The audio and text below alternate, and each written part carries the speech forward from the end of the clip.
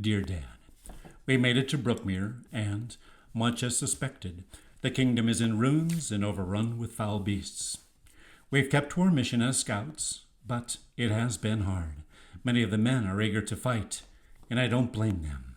It's hard to see our home overrun with this filth, but we have kept to our mission without wavering.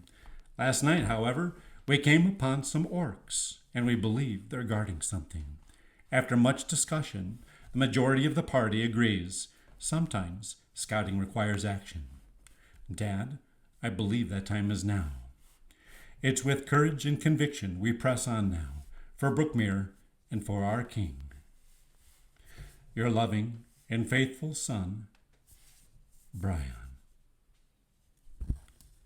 All right, men. Let's move out. I'm going to try and sneak up on them, you whisper to Mim.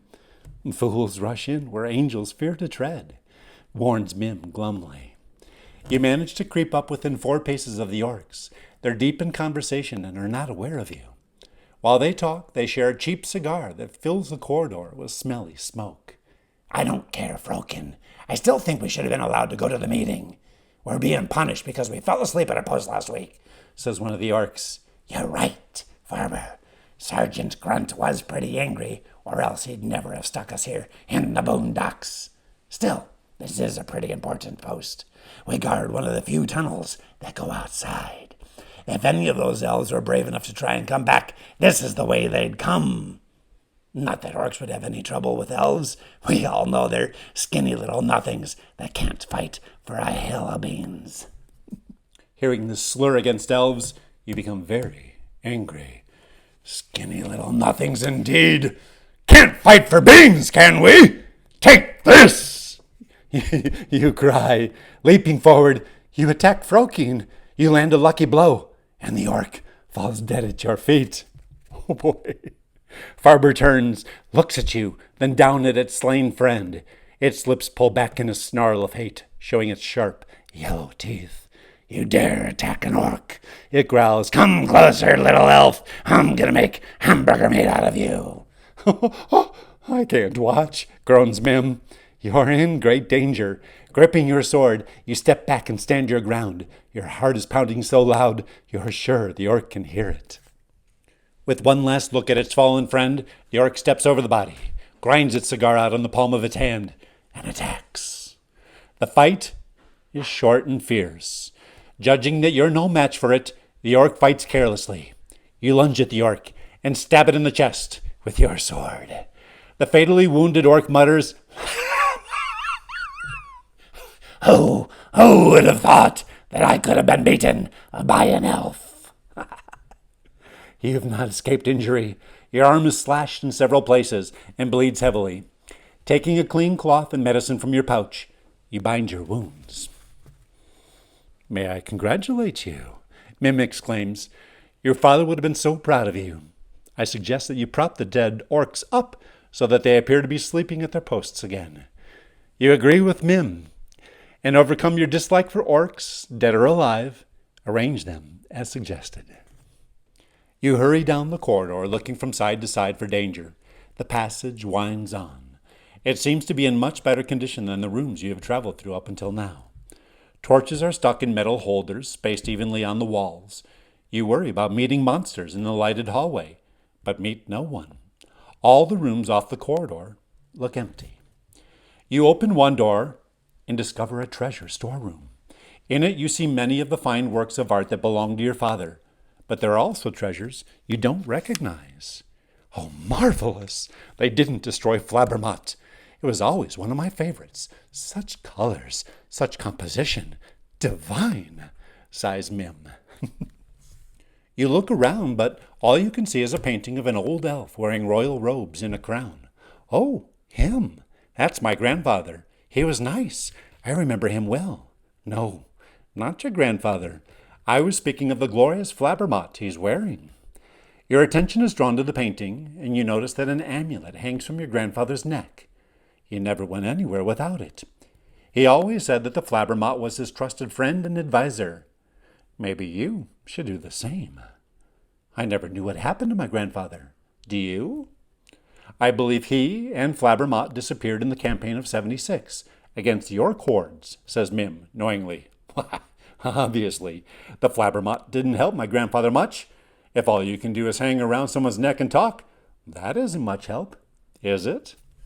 My dear young man, I'm afraid your tender age betrays your lack of knowledge. Amulets are far more than just amusing talking toys.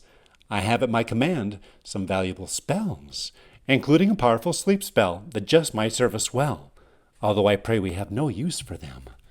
What? You've had magical spells all this time and never used them? You let me take all those risks when you could have done something easy and magical? How could you have done that? Show me a spell right now, you demand. All in proper time, says Mim. Come along now. We've got work to do. I'm telling you now, faithful amulet of my father, you're part of this adventure even though I didn't invite you along. So, if we get into another tight spot, I don't want any talk. I want action, you tell Mim sternly. When I was your age, I respected my elders, sputters Mim. Ignoring this, you check out the rest of the room. The monsters have added the treasure they took from other kingdoms. You take nothing, but again, make note of the location. You open another door and find a room full of weapons. They stand upright in wooden racks, row upon gleaming row. You are tempted to add another, more dangerous weapon to your own small sword and dagger. However, since each rack of weapons is clearly labeled with an orcish name, you decide that it would be suspicious if one were missing. Farther on, you find rooms used as orc barracks. Wooden bunk beds are built 3 high against the walls. The room is empty and smells like a stable. The beds are unmade, and armor and pieces of dirty orc underwear litter the floor. Pictures of female orc beauties are on the walls. A wooden table in the middle of the room is covered with torn cards and a set of dice made from real bones. You leave the room quickly. Ahead of you, the tunnel divides. As you try to decide which way to go, you hear a loud noise. Peeking carefully around the corner, you see a young goblin and a sniffling kobold standing about 20 paces away. They're both yelling at the top of their lungs at a group of 3 adult goblins and 2 kobolds. With all the shouting, you can't make out what they're saying. One of the adult goblins thunders, "Shut up!" Pointing a knobbly nailed finger at the small, excited goblin, it says, "Now, one at a time, tell us, what is this all about?" Both creatures start to speak at the same time.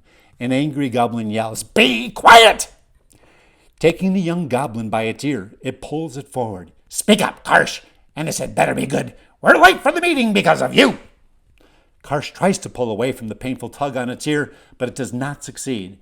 Pointing its gnarled fingers at Karsh's face, the adult goblin growls, "Now, talk, and be quick about it."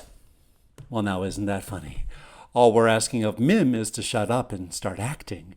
This angry goblin, on the other hand, just simply needs the kobold to speak up. I, on the other hand, well, I've run out of room to do either. There's no more time for talking or action. So, well, please do join me again next weekend for the exciting continuation of Return to Brookmere. Hope to see you then.